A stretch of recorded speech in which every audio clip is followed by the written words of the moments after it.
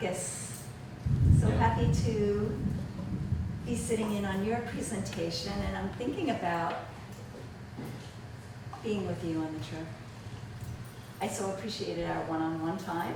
We had a meal together, which is rare. Getting to know one another, not in group mode, but a real sense that you brought with you was a real openness and smoothness, that you would really go with the flow. Wherever we were, 20 hours a day, or up these windy roads, you were right there. So I present Marcus. All right, hello everyone. I'm Marcus Tierney. I'm on the Nepal Foundation trip. I'm a senior at Nepal High School. Cool. So another overview of the Mayapal Foundation. I know Julia basically said the same thing, but the Mayapal Foundation was founded in 2015 with a mission of like empowering the youth and a commitment to supporting and developing programs for teenagers in the Hudson Valley that will help enhance emotional awareness, strengthen inner resilience, and teach mindfulness. So yeah. And the purpose of the trip was to offer teenagers an educational experience in increasing like cultural awareness and appreciation, along with a service to others in Nepal, because that's where we went, along with empowering a greater sense of the world and of themselves as well. So cool. All right, so a summary of the trip. So basically, like at the very end of March, we all just kind of like went on a plane and went to Nepal.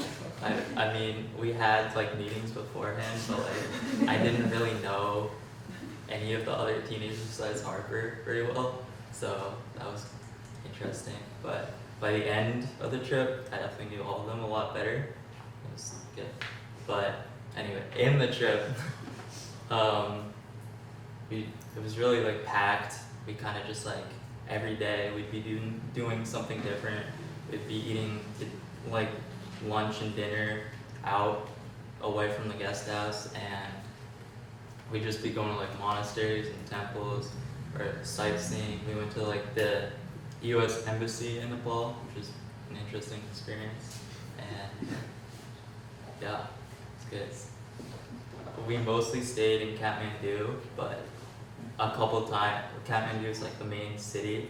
It's the capital of Nepal. It's really big. It's like a bowl. And we mostly stayed there, but a couple times we left and went to like schools and yeah, cool.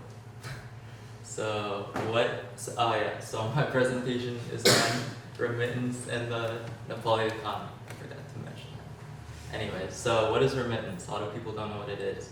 It's when someone travels abroad and like works and then sends money back to their family. It can be from like any two destinations, so it could be from like a local level, but from like New Paltz to like Thailand. Technically that's remittance because you're sending money back, but it's usually used in like a national level where you travel to another country and you send money back, and it's very big in Nepal. Yeah. So about a fourth of Nepal's GDP is from personal remittances, and since the early 2000s, it's really been getting bigger.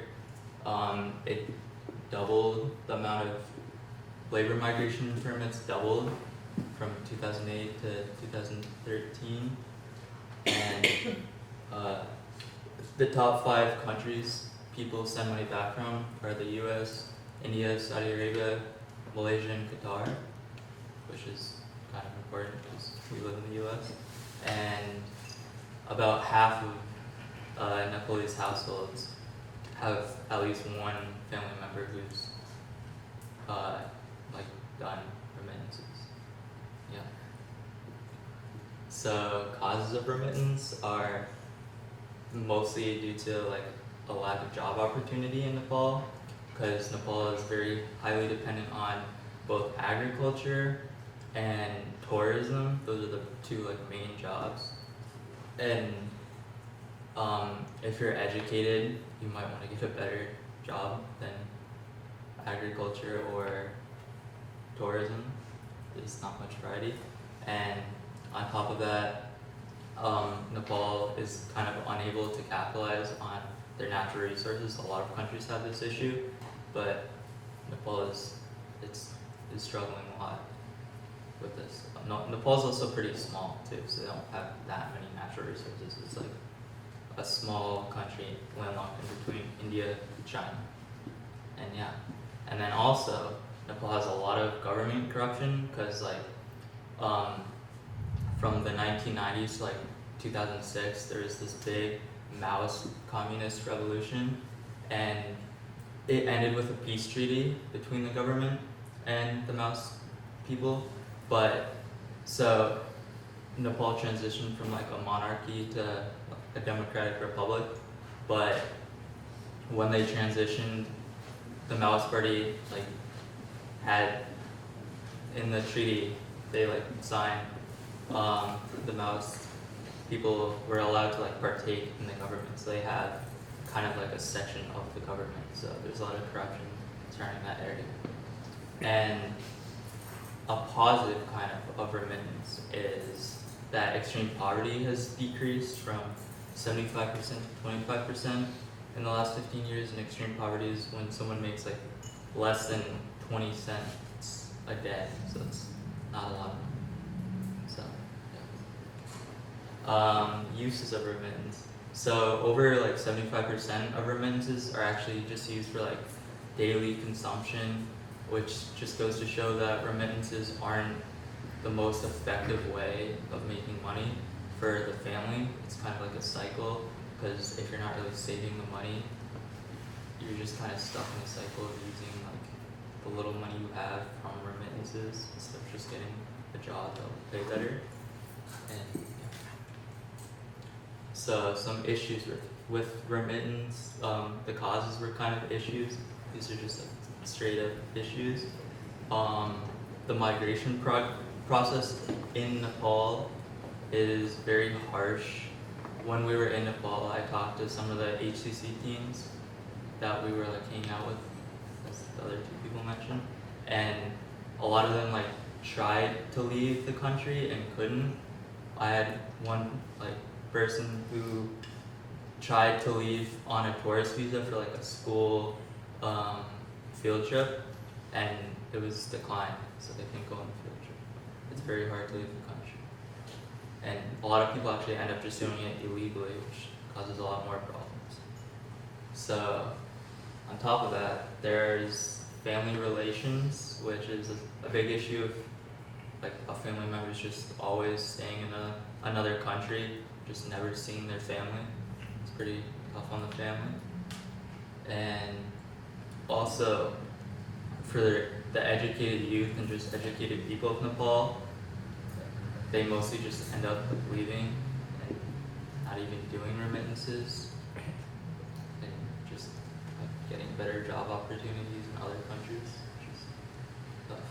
And on top of that, there's a lot of abuse and exploitation regarding remittance and stuff and working abroad, just because you might not speak the language, or you might not speak it well, you don't know the country very well because you're abroad, and it's difficult, and there's a lot of abuse of workers. Yeah. So how has COVID affected remittance? Well, in 2020, it really heavily affected remittance. There was a 55% decrease in people applying for remittance labor permits, but like in the mid 2021 maybe area, remittance really started to pick up again, and there were a variety of factors. One of them was like the Nepali devaluation, the Nepali rupee devaluation. So Nepali currency just was valued less. So if you worked abroad, you'd just be making more money. That was a big issue. It still is a big issue. And oh yeah, the stock market actually, the Nepali stock market actually increased a lot during 2021. So the economy started to get a little bit better too. So conclusion, although remittance plays a very significant role in the Nepali economy, because it's 1/4 of the GDP, it's a very short-term solution and definitely damaging long-term for Nepal and unemployment and just the overall development of the nation. Yeah. Questions?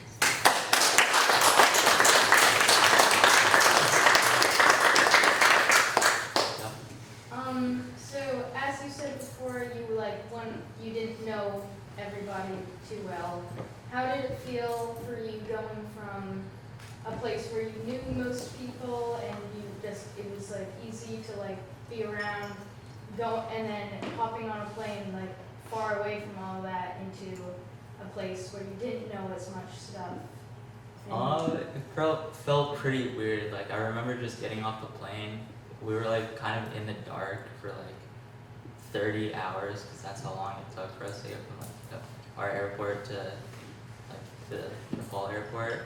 So there was just a lot of light and everyone was speaking a different language and it was a lot of stimulation and it felt really weird just not knowing anyone there besides the group of people who I didn't know very well in the first place. So yeah, it was really weird, but I definitely adjusted pretty quickly. After the first couple of days, I don't know, I bonded. Yeah. What's the comparison, how many teens or young adults go after jobs based on skill and how many, young adults or teens go to try and find better education past high school? Past high school? Well, past high school, I think it's very high, but once you, past 50, it's really low, and then before high school, it's uncommon, because, I don't know, just traveling outside the country when you're under 18 is pretty intense.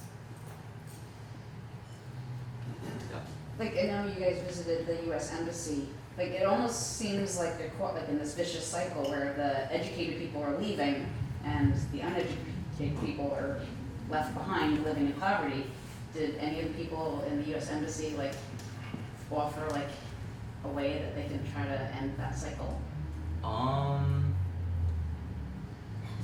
I don't really remember.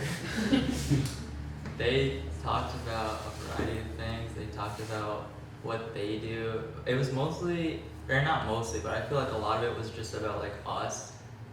If we either wanted to work there or we got in trouble in a foreign country, we would go to them. Right. So they didn't talk about, or maybe they did, but I don't really remember. And then, did you notice, do you think a lot of this has to do, did you see a lot of examples of the caste system? Actually, in Nepal, the caste system isn't as big as in India. Okay. There's not as much corruption. Yeah. They did when we were in the MC talk about, I forgot the acronym. MCC. What's that? MCC. MCC? Yeah. Do you want to explain it? Do you want me to? Yes, it's a grant from the U.S. government to Nepal, basically helping to improve their infrastructure and get them more roads so that they can have easier transportation of goods, which would help to inflate their economy. And through that, they would have more job opportunities. So, yeah. Yeah. In countries, let's say in the Bahamas, in school, you have the opportunity to learn 7 different languages. And a lot of people do that because of tourism. So do the schools there, do they do that? Do they offer multiple languages? So when these people do leave the country to go work somewhere else, A, they're more prepared to communicate. And like, what do they do in education-wise, like in a high school type environment? Well, I know they definitely learn English, like starting at a very young age, but yeah, they also learn like a variety of different languages. Like, I know they learn like Japanese, they learn French? yeah, they learn French, and I think they learn Chinese too, but at a very basic level. But they learn English at a very young age, and that's like really integrated into school. It's like at a university level, sometimes all the like tests and schoolwork are just in English, actually. It's kind of interesting. Yeah.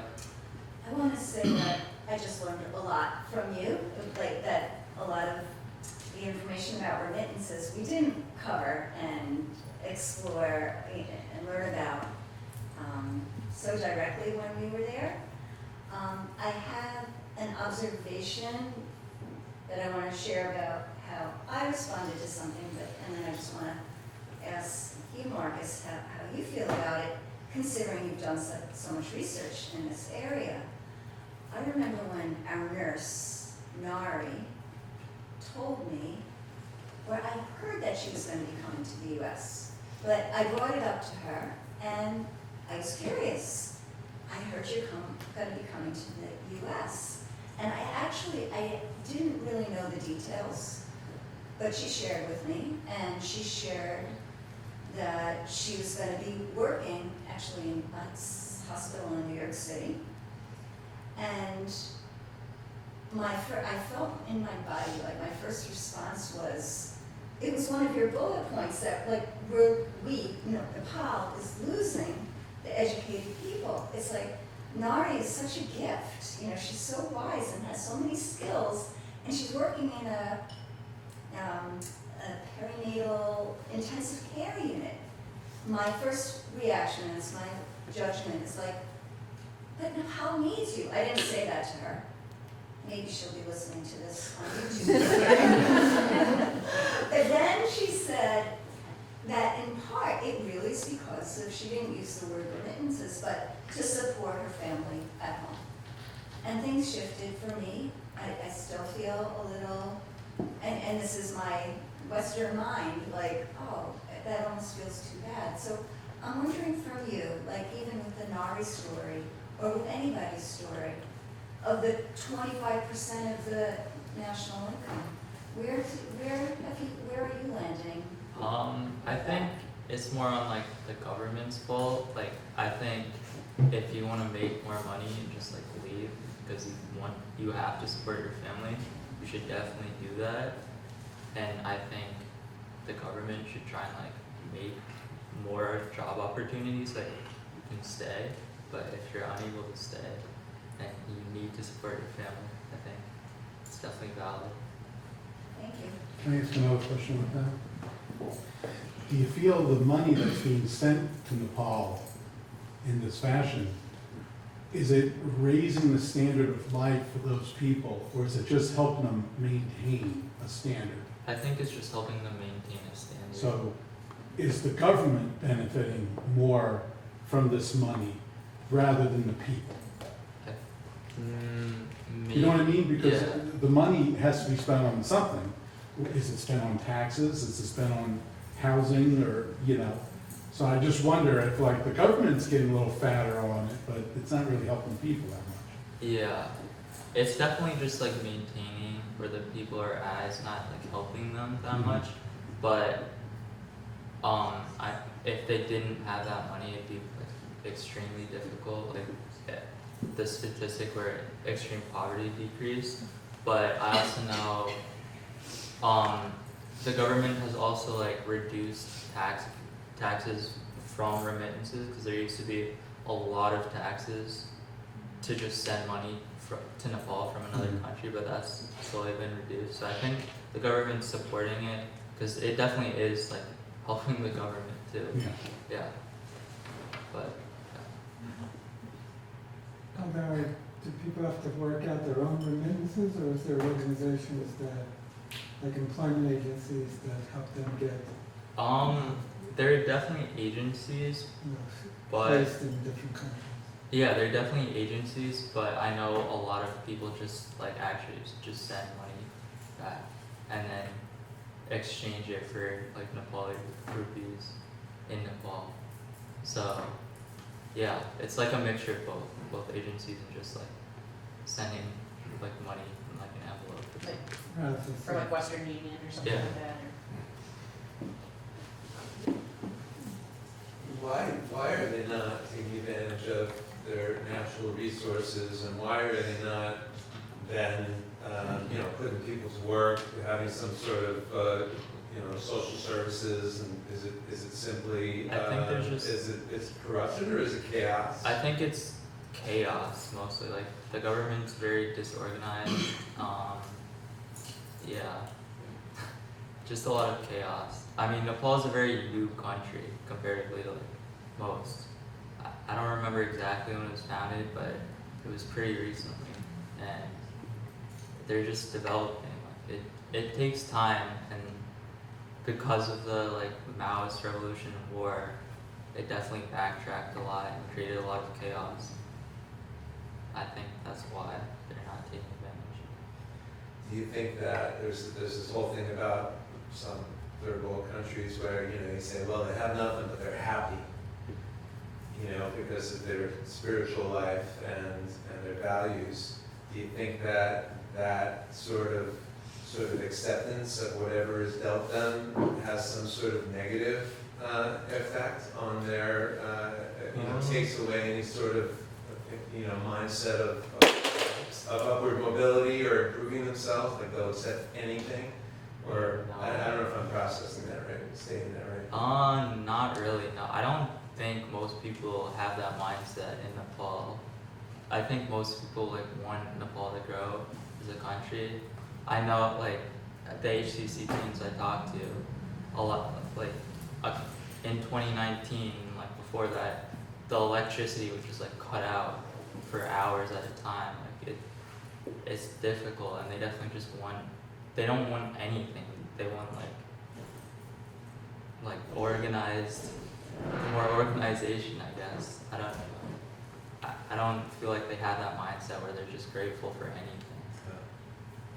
I think we see it that way more, coming from what we have, especially traveling there, and like we get to go to HCC and be with such grateful people to see us too, but we don't see as like the extent to as bad as it really gets. Like when we were walking down to the stupa, you'll see people on the streets that like clearly have nothing, and but we don't sit there and talk with them for hours, it's more like we spend the day with a bunch of smiling kids because, and I'm not saying they have everything, I think they're just really grateful that like they have visitors, because that's how their culture is. That's my take.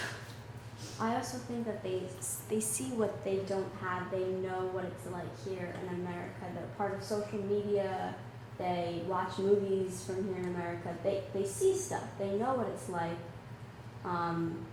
They just don't. They just don't have as much as we.